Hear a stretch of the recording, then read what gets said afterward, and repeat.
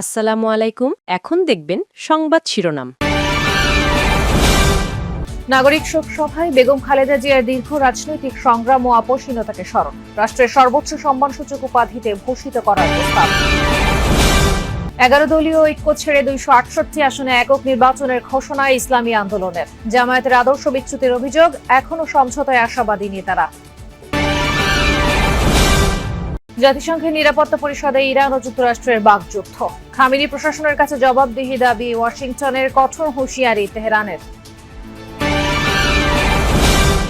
গোপালগঞ্জে স্বল্প সুদে ঋণের প্রলোভন দেখিয়ে শত শত মানুষের সঞ্চয় আত্মসাৎ, সমবায় সমিতির আড়ালে প্রতারণা, লাপাত্তা প্রতারক চক্র। এতক্ষণ দেখছিলেন সংবাদ শিরোনাম, এখন দেখবেন বিস্তারিত। সাবেক প্রধানমন্ত্রী বেগম খালেদা জিয়ার স্মরণে নাগরিক শোক সভা অনুষ্ঠিত হয়েছে। এই সভা থেকে খালেদা জিয়াকে রাষ্ট্রের সর্বোচ্চ সম্মানসূচক উপাধিতে ভূষিত করার প্রস্তাব করা হয়েছে। আলোচনায় দেশের বিশিষ্টজনরা বলেন, বাংলাদেশকে ভালো থাকতে হলে খালেদা জিয়াকে ধারণ করতে হবে। বলেন, সংযম, পরিমিতিবোধ, আত্মমর্যাদায় অটল ছিলেন বেগম খালেদা জিয়া। সাবেক প্রধানমন্ত্রী খালেদা জিয়ার স্মরণে সংসদ ভবনের দক্ষিণ প্লাজায় এই শোক সভার আয়োজন করে নাগরিক সমাজ। বেলা 2:30টার পর সভা শুরু হলেও এর আগেই আমন্ত্রিত অতিথিরা আসতে শুরু করেন। খালেদা জিয়ার শোক সভায় যোগ দেন বিএনপির চেয়ারম্যান তারেক রহমান, সাথে ছিলেন স্ত্রী জোবাইদা রহমান, মেয়ে জাইমা রহমান, প্রয়াত ছোট ভাই আরাফত রহমান, কোকুর স্ত্রী শর্মিলা রহমান সহ পরিবারের সদস্যরা। বেগম খালেদা জিয়া গুরুত্বপূর্ণ ভূমিকা রেখেছেন। অন্তর্বর্তী সরকারের উপদেষ্টা, সংস্কার কমিশন প্রধান, গণমাধ্যম সম্পাদক ও শীর্ষ কর্মকর্তারা, রাষ্ট্রের জ্যেষ্ঠ নাগরিক সহ সমাজের বিভিন্ন পেশাজীবীরা অংশ নেন নাগরিক সমাজের শোকসভায়। তবে কোনো রাজনৈতিক দলের নেতা মঞ্চে বক্তব্য দেননি।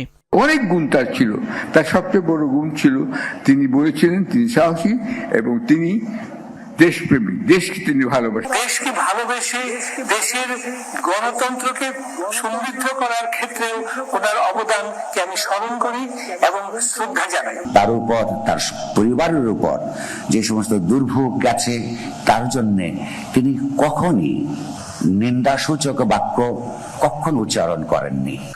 বক্তব্যে বিশিষ্টজনরা খালেদা জিয়ার ব্যক্তি জীবন থেকে শুরু করে দীর্ঘ রাজনৈতিক সংগ্রাম, রাষ্ট্র পরিচালনারও স্মৃতিচারণ করেন। দেশ গড়ার ক্ষেত্রে তার নেতৃত্বের প্রশংসা করেন তারা। বাংলাদেশের মানুষ আজকে স্বাধীনভাবে ঘৃণাও প্রকাশ করতে পারছে, স্বাধীনভাবে ভালোবাসাও প্রকাশ করতে পারছে। এই জন্য এক নেত্রী। জামায়াত নেতৃত্বাধীন 11 দলীয় ঐক্য থেকে সরে দাঁড়ালো ইসলামী আন্দোলন। 268 আসনে এককভাবে নির্বাচনের ঘোষণা দিয়েছে দলটি। এদিকে ইসলামী আন্দোলনের 11 দল থেকে বেরিয়ে যাওয়ার প্রতিক্রিয়ায় জামায়াত মুখপাত্র এহসানুল মাহবুব জুবায়ের বলেন, দলটির তোলা অভিযোগ ভিত্তিহীন। ইসলামী আন্দোলন বাংলাদেশের নেতাদের সঙ্গে আরও আলোচনায় এখনও আশাবাদী এই নেতা। বিকেলে রাজধানীর পল্টনে এক সংবাদ সম্মেলন করে ইসলামী আন্দোলন। সেখানে দলটির মুখপাত্র গাজী আতাউর রহমান বলেন, জামায়াত ইসলামের পথ থেকে সরে যাওয়ায় 11 দলীয় ঐক্য থেকে বেরিয়ে আসার সিদ্ধান্ত নিয়েছে ইসলামী আন্দোলন। সম্প্রতি খ্রিস্টান সম্প্রদায়ের সাথে জামায়াত প্রচলিত আইনে দেশ পরিচালনার ওয়াদা করেছে। তবে শরিয়া অনুযায়ী দেশ পরিচালনার উদ্দেশ্য ইসলামী আন্দোলন কাজ করছে, ফলে এটি জামায়াতের সাথে সাংঘর্ষিক বলেও মন্তব্য করেন তিনি। জামায়াতের আমির বিএনপি চেয়ারম্যান তারেক রহমানের সাথে জাতীয় সরকার গঠনের কথা বলছেন, এমনটা উল্লেখ করেন তিনি। বলেন, যার অর্থ দাঁড়ায় সমঝোতার নির্বাচনে অংশ নিতে যাচ্ছে জামায়াত। জাতিসংঘের নিরাপত্তা পরিষদের জরুরি বৈঠকে তুমুল বিবাদে জড়ালো ইরান যুক্তরাষ্ট্র। বৈঠকের শুরুতেই ইরানের চলমান সহিংস পরিস্থিতির জন্য খামেনি প্রশাসনকে দায়ী করেন মার্কিন প্রতিনিধি। পরিবর্তনের দাবিতে আন্দোলন করা ইরানিদের জন্য ওয়াশিংটনের সহায়তা অব্যাহত থাকবে বলেও জানান তিনি। এরপরে ইরানের প্রতিনিধির তোপের মুখে পড়ে যুক্তরাষ্ট্র।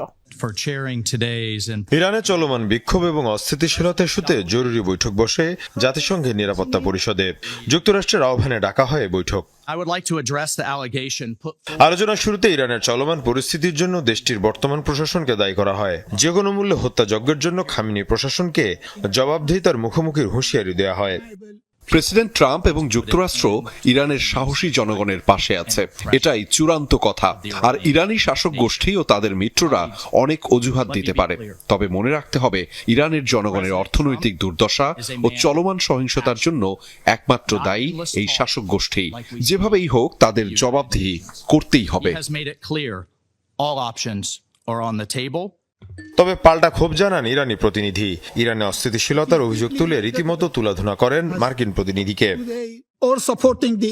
ইরান কোনো উত্তেজনা বা সংঘাত চায় না, তবে প্রত্যক্ষ বা পরোক্ষ যে কোনো আগ্রাসনের জবাব দেয়া হবে। এটি কোনো হুমকি নয়, এটি বাস্তবতা। এ ধরনের বেআইনি কর্মকাণ্ড যারা শুরু করবে তার সব পরিণতির দায় সম্পূর্ণভাবে তাদের উপরই বর্তাবে। বৈঠকে যুক্তরাষ্ট্র এবং ইসরায়েলের বিপক্ষে নিজেদের অবস্থান স্পষ্ট করে রাশিয়া। তেল আবিবকে উগ্রবাদী বলেও আখ্যা দেয় মস্কো। ওয়াশিংটনের আগ্রাসী আচরণ এবং ইরানের বিরুদ্ধে সামরিক শক্তি ব্যবহারের হুমকি বর্তমানে সবচেয়ে উদ্বেগজনক। এ ধরনের পদক্ষেপকে আন্তর্জাতিক আইন ও জাতিসংঘ সনদের চরম লঙ্ঘন। ওয়াশিংটনের পাশাপাশি ইসরায়েলের মতো যেসব উগ্রপন্থী শক্তি রয়েছে তাদের প্রতি আহ্বান যেন 2025-এর ঘটনার পুনরাবৃত্তি না হয়। বৈঠক গোপালগঞ্জে স্বল্প সুদে ঋণ দেওয়ার প্রলোভন দেখিয়ে শত শত মানুষের টাকা আত্মসাতের অভিযোগ উঠেছে একটি সমবায় সমিতির বিরুদ্ধে। সঞ্চয় জমা নেয়ার পর ঋণ না দিয়েই লাপাত্তা প্রতারক চক্রটি। গ্রামে রেখে যায়নি নিজেদের কোনো চিহ্ন। এতে চরম বিপাকে পড়েছেন ভুক্তভোগীরা, চান প্রশাসনের কঠোর হস্তক্ষেপ। গোপালগঞ্জ সদর উপজেলার গোপীনাথপুর এলাকা। পেশাগতভাবে স্থানীয়দের বেশিরভাগই কৃষিকাজের সাথে সম্পৃক্ত। অনেকটা সাদামাটাভাবেই অতিবাহিত হয় তাদের দৈনন্দিন জীবন। গ্রামীণ এসব মানুষের সরলতার সুযোগে তাদের বোকা বানিয়ে প্রায় 7 কোটি টাকা হাতিয়ে নেয়ার অভিযোগ উঠেছে চিফ সঞ্চয় ও ঋণদান সমবায় সমিতি নামের একটি প্রতিষ্ঠানের বিরুদ্ধে। ভুক্তভোগীরা জানান, কম সুদে সহজ ঋণ প্রদানের আশ্বাসে তাদের কাছ থেকে আদায় করা হয় বিভিন্ন অঙ্কের টাকা। তবে হঠাৎই অফিসে তালা ঝুলিয়ে সবকিছু নিয়ে পালিয়ে যায় প্রতিষ্ঠানটির কর্মকর্তারা। আমার নিজের 40,000 টাকা নিয়েছে, নিয়ে বলছে যে তোমার 3 লাখ টাকা দেবো 3 বছরের মেয়াদে সীমিত লাভের জন্য। 4 লাখ লিখ 5 লাখ লিখ 3 বছরে সুদ দেওয়া লাগবে। আপনার 3 লাখে মাসে আসবে 10,000 টাকা কিস্তি। 40,000 টাকা জমা দিয়েছে চিফ সমিতি দিয়েছে আমার কাছে 8 তারিখে উদ্বোধন হবে, অথচ 4 তারিখে বৃহস্পতিবারের দিন ওনারা রাত্রির বেলা পলাই চলে গেছে। বলতেছে কি আপনি যদি 50,000 টাকা জমা দেন আপনারে 4 লাখ টাকা দেওয়া হবে। 3-4 মাস ভাড়া দিছে, পরে লাস্টে বলছে আগামী মাসে, লাস্টে যে মাসে ভাড়া দেয় না বলে আগামী মাসে ভাড়া দেবো, এই কথা বলে ওরা আর আসেন। প্রতিষ্ঠানের এমন কর্মকাণ্ডে বিপাকে পড়েছেন মাঠ পর্যায়ে কর্মরত প্রতিনিধিরাও। আড়াই মাসে 16,21,800 টাকা মানে নগদ কালেকশন করে আমি দিচ্ছি। দেওয়ার পরে ডিসেম্বরের 4 তারিখে বিকাল 5টার দিকে যখন আমি অফিসে আসছি তখন দেখছি নিচু পড়া যে অফিসটা আছে এটা তালাবদ্ধ করে ওরা পালাইছে সবাই। লিখিত অভিযোগ পেলে আইন অনুযায়ী ব্যবস্থা গ্রহণের আশ্বাস দিলেন উপজেলা সমবায় কর্মকর্তা। যদি সদস্য বহির্ভূত কারো কাছ থেকে